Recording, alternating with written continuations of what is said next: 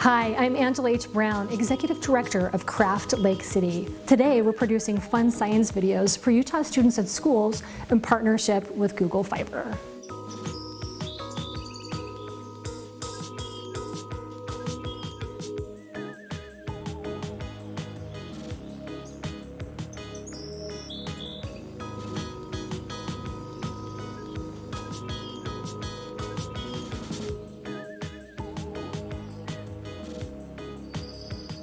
Hi, I'm Melissa from Make Salt Lake, a makerspace here in Utah. And today I'm here with Craft Lake City in partnership with Google Fiber.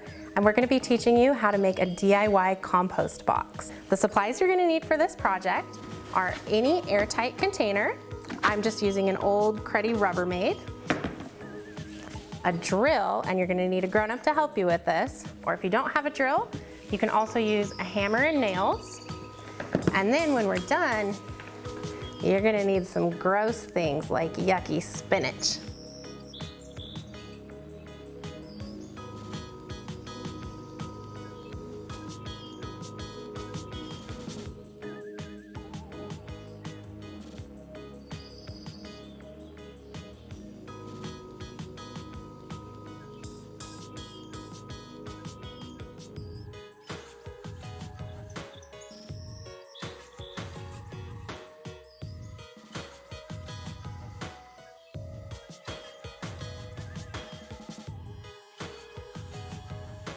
You will be taking your container, your box, your canister, whatever it is, and we need to drill some small holes in the top and the bottom. The holes in the bottom are so that any moisture that needs to can drain out, and the holes in the top are because when those decomposers start to break down the organic matter that you've put inside, they need a place for that gas to escape. Again, get a grown-up to help you with this step. And we need to drill anywhere from about 3 to 10 holes depending on the size of your container. You just need to be nice and careful, drill straight down. One in the middle.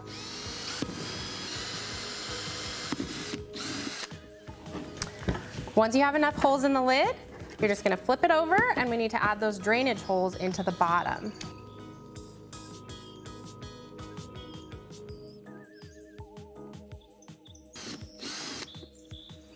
This is one of the reasons why I have an extra lid. You want to make sure that you have something underneath. One of the important things that's going to help your decomposers to break down this organic matter is moisture.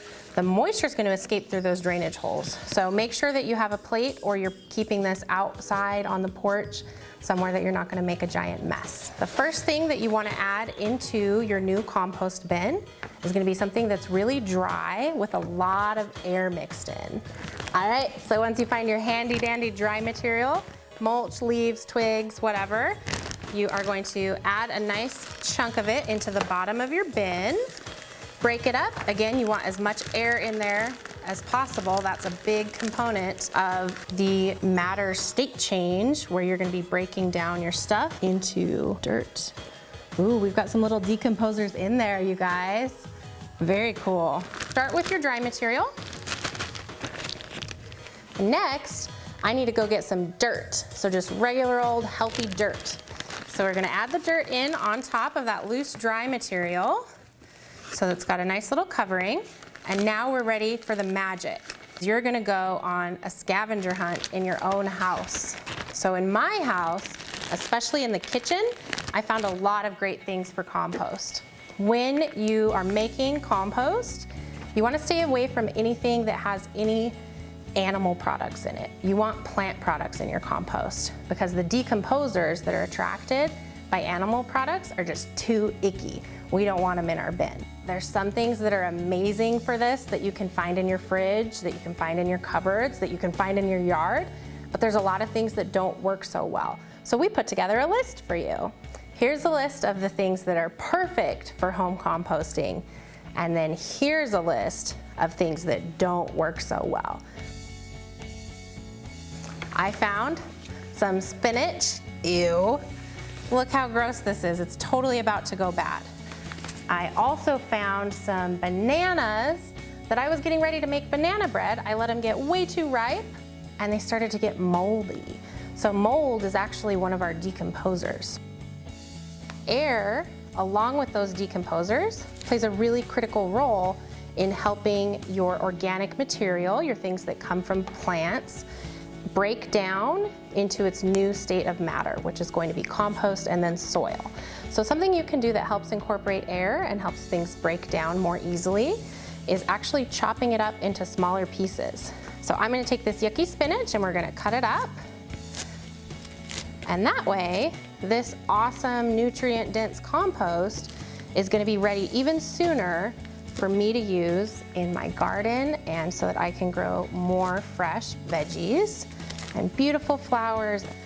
And we're gonna get our compost bin and dump it right on top. Okay, now let's talk for a minute about what those decomposers are. I mentioned worms, but who can think of some other examples? While we're trying to think, I actually have some compost that's been decomposing in my yard. So let's look for some decomposers in here while we think of ideas. I think I've got some big juicy worms, but there's other important stuff in here too. Look at this, guys. Check it out, I found a new friend for us.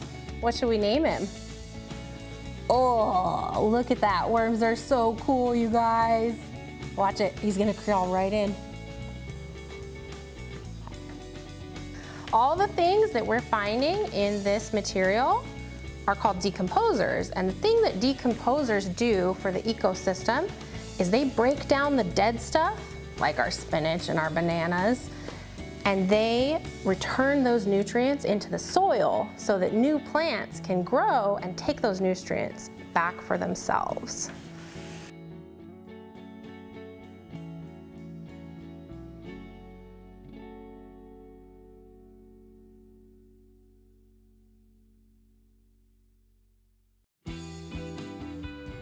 One of the things that's important about doing things from home, like creating a DIY compost bin or trying to reduce the waste, the things that you throw away, is that human activities, everything from agriculture and farming, industry, factories, manufacturing, and the things that we do in our everyday life have had major effects on the land. This goes for the vegetation, streams, ocean, the air, and even outer space. Can you believe it?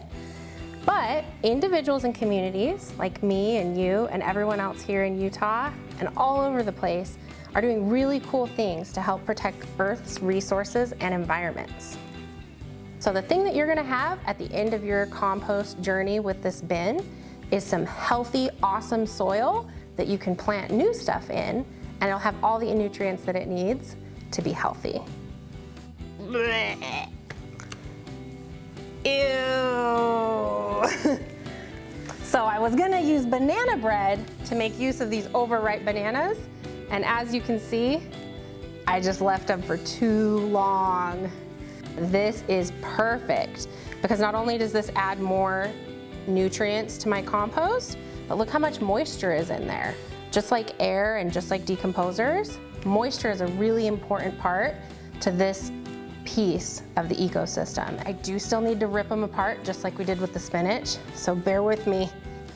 The mold's gonna be awesome because that's another example of a helpful decomposer. So the mold is just loving it. It's having a party on these nasty bananas, and it's breaking those nutrients down into a form that can be incorporated back into the soil again. I'm gonna put a little bit in there. Here's a good example of something that you don't want to include in your compost. Once your bin is all full, you need to leave it somewhere safe. We're gonna put that lid on with the air holes. Now this is gonna get a little stinky, so the best place that you can leave it is definitely outside, on the porch, on the deck, somewhere that animals won't get into it, and you wanna keep an eye on it. Every few days, you're gonna come back and we're actually gonna wanna shake it up to get everything broken apart and help those decomposers along. So that's why I saved an extra lid for my composter. So when I'm ready to shake it, I'm gonna swap out lids. If you have only one lid with holes, you can also just cover it with tape so that you can shake your composter without stuff going everywhere. In fact, I still have my moisture holes on the bottom, so I'm gonna wanna cover those up with your fingers or with a piece of tape, and then you're gonna shake it around. Then just keep an eye on it. Pretty soon you're gonna have healthy, awesome dirt, and now you have a really great way to conserve and reuse some of that stuff that was just gonna go bad and get thrown away otherwise. Thanks so much for watching today, you guys. I hope you had an amazing time. I hope you get a chance to get hands-on and ooey and gooey and sticky and stinky like I did. Make sure you check out craftlakecity.com for so much more really cool STEM tutorials and hands-on activities. They've got everything from science, technology, engineering, math, crafting, DIY, and so much more. I'll see you over there.